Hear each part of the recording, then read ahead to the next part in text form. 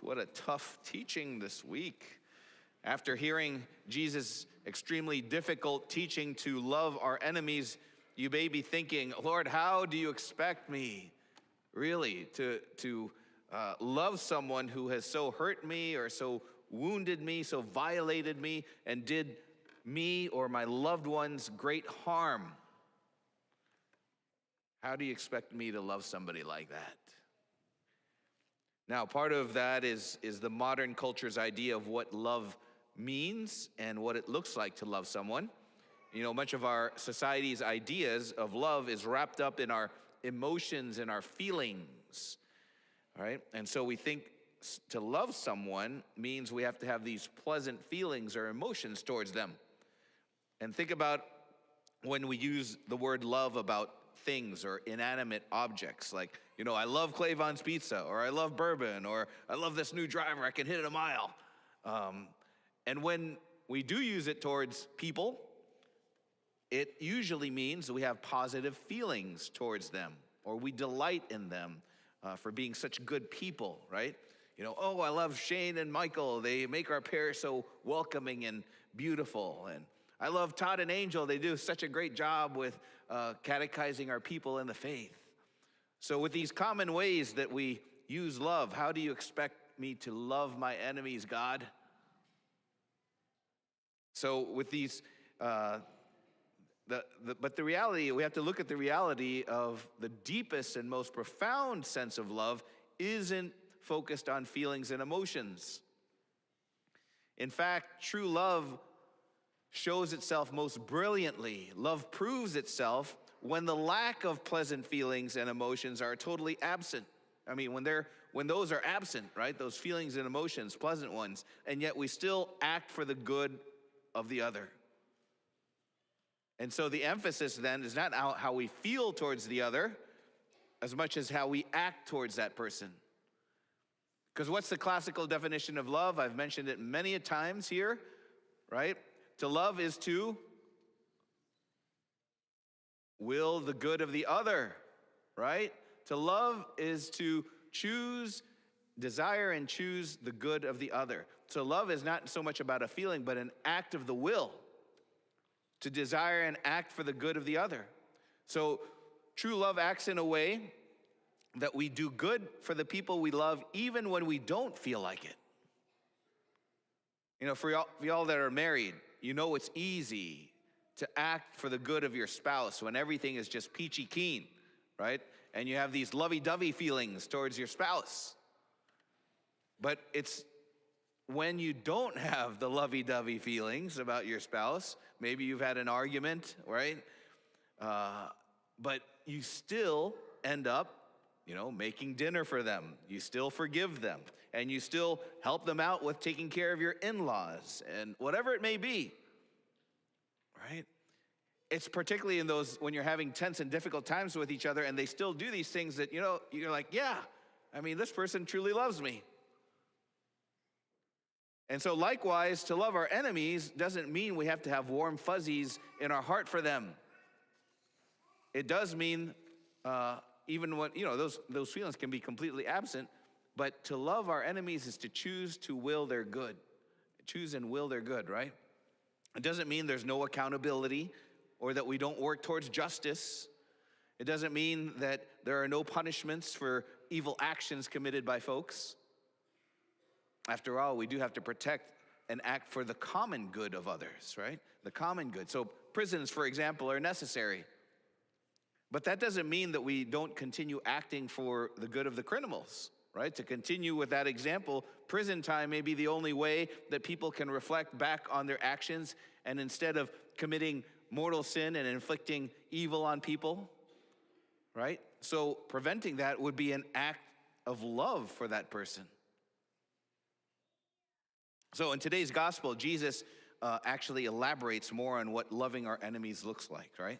So what does Jesus say after he says, love your enemies? He does this twice, by the way, to say love your enemies, but immediately after he says, do good for them. That's what love is, to will the good of the other. So he says to do good for them. He didn't say have warm, fuzzy feelings about them. He says act for their good. What else? It says, if they curse you, return a blessing instead, and pray for those who abuse you. So we're supposed to pray for our enemies, praying for their conversion to the way of love. I mean, man, how are we doing as a society in that regard? You know, in today's world of social media, in today's world of party politics, no matter what side, we ignore the opposition, the good the opposition is doing, and just focus on the bad. And Jesus said what? Stop condemning and you will not be condemned. I mean, he, of course, is not saying that we don't condemn evil actions, but about stopping to condemn people as if we knew we were God and we knew what was in their heart and their motives, right? But think of how much this command of Jesus is being broken, right?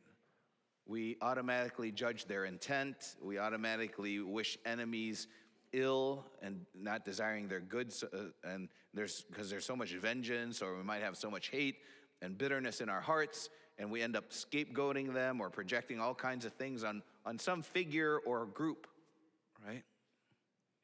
But Jesus wants to break that cycle of hate in the only way that it can be done, and that's to love your enemies. Love our enemies. But Jesus, right, you're asking for the impossible.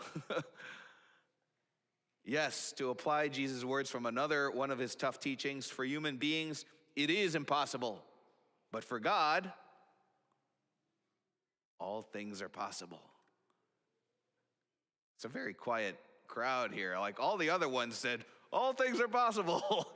So I don't know if it's the time of day or what, but and so when Jesus Christ lives in us, when we are empowered by God the Holy Spirit, brothers and sisters, that's when we are made capable of doing it.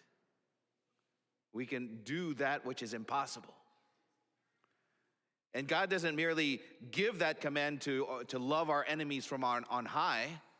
No, God comes down to us in Jesus Christ and shows us how to love our enemies. He practiced the very things that he preached about loving our enemies. In fact, the preeminent symbol of our faith, right, shows us exactly that. The crucifix proclaims love for enemies. By the way, we are going to get a crucifix hung up here by Lent time, because a whole year is too long to go out without our main preeminent symbol of our faith, right? And we've been using our processional cross as our crucifix, right? This is what we incense, but by Lent time we'll have a crucifix up there. But friends, this right here is what breaks the cycle of hate that is leading our world to damnation, right? If it were not for this, all of us would be annihilated, because each of us have been enemies of God. Whenever we have false idols in our life that take God's place, whenever we do not give God his due worship, whenever we intentionally wound one of his beloved daughters or sons, anytime we break one of God's commandments, we make ourselves enemies of God. We set ourselves against him. And yet, he still acts for our good.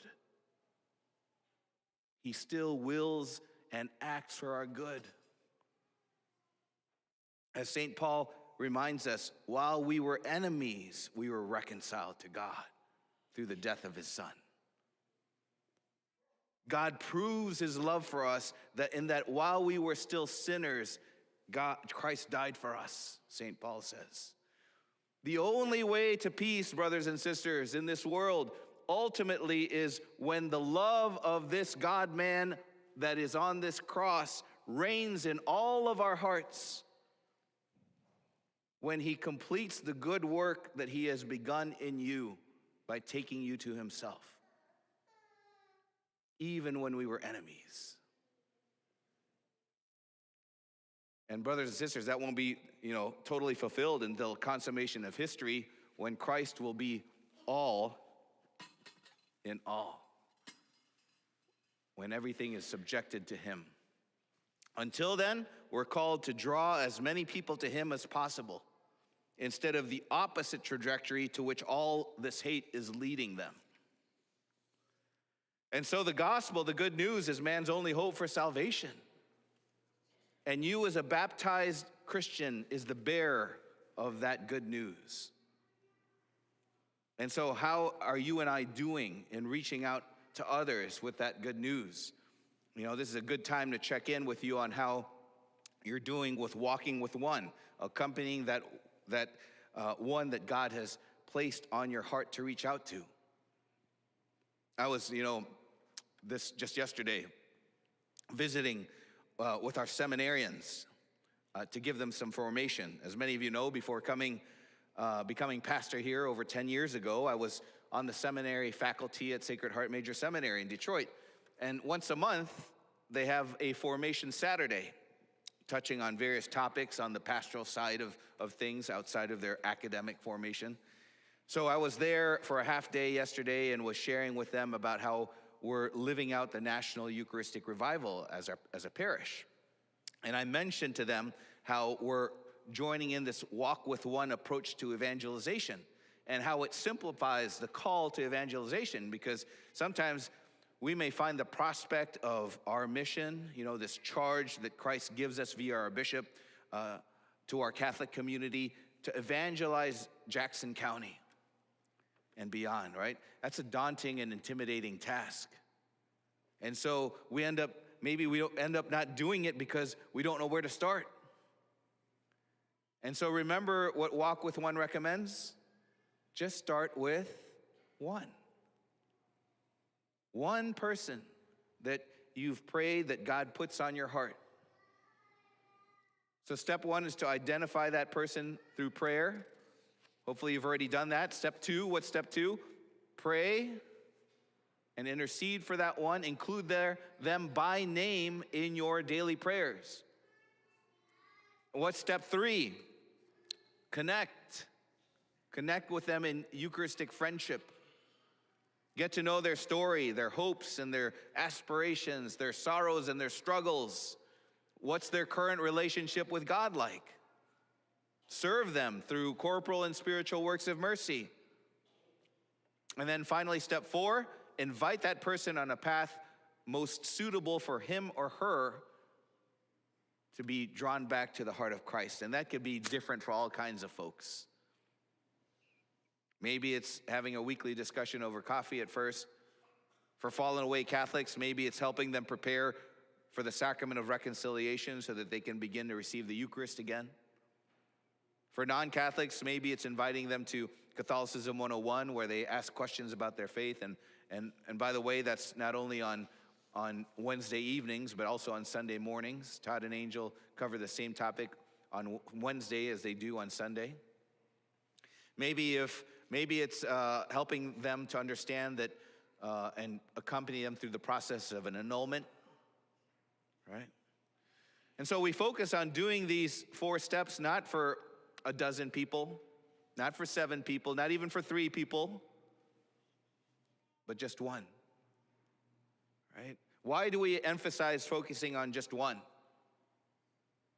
Well, the analogy I used with the seminarians, it's an imperfect one, but it's an analogy that from a movie I saw, Hacksaw Ridge. How many, raise your hand if you've seen Hacksaw Ridge. Really? Not there? Does that mean I have to give a little summary? Okay, so it's about World War II, a World War II soldier, Desmond Doss, who was a pacifist. And so many of his fellow soldiers harass and bully him for being a pacifist. But Desmond, nevertheless, desires to serve his country and his fellow Americans in the war effort as a medic, World War II. And so it culminates in this battle at Hacksaw Ridge, where he's going into the battlefield and rescuing soldiers one by one, right? So there's this ridge where he's lowering all the soldiers down to safety. And meanwhile, there's explosions going on left and right, and people are getting killed and injured. There's bodies everywhere. They capture, the scene incredibly Like you feel like you're there, man. And it's just, of course, nothing can replicate the actual thing. But and so what does Desmond Doss do? He goes into the battlefield, picks up a soldier, carries him all the way out to safety, and gets to that point of safety, ties him up, and lowers him down. Then he's back again, picking up a second person, picking him up, going to safety. He does this over and over, and each time he does it, he says, just one more, just one more. And so what if Desmond didn't do it like that? Maybe, what if he surveyed the entire thing and just moved every person 10 to 20 yards each time and waited until everybody was in the same place, then took another 20 yards? If he did it that way, nobody would have come out alive. Everybody would have blown up, right? Because there wasn't time and the enemy was upon them. And so hopefully you can see this analogy of walk with one. As a pastor who's kind of charged by the bishop, and by extension you all are charged, we're to charge with the salvation of all the people in our territorial boundaries. But if we just kind of move people closer and closer little by little, they may never get to that point of lordship and having at the foot of Jesus. They may never get there because they'll have this authentic experience of God, but the power of the world, the power of the ruler of this world and the forces of this world just suck them right back in. Right? If you just move them a little bit, we know the distractions of the world, the busyness of the world, the trauma that we experience, the whatever, right? Just sucks them right back in. And that moment with God is forgotten and distant to them. But if we just focus on one and rescue, work to get them all the way to the point where they themselves are rescued. They get to the foot of the cross and they have a regular life of grace. They live in that space of grace where they are in living relationship with Jesus Christ. Then you have another helper who's going to go out back into the field. Just one more. Right? So that's why we focus on one. I got to keep that in mind. I mean, of course, how many touches, spiritual touches and experiences I have as a pastor, because that's what I do. It's what my calling is, right? But nevertheless, I want to practice just walking with one. And so I encourage just think if everybody in this room did it. This 12 o'clock mass would be packed to the gills, right? And if after 1 year or however long it takes for you to accompany someone to the foot of Jesus so that they're in living communion in a state of grace with the Lord, saved, so to speak, and is being saved by sacramental grace, maybe the next one could even be your enemy.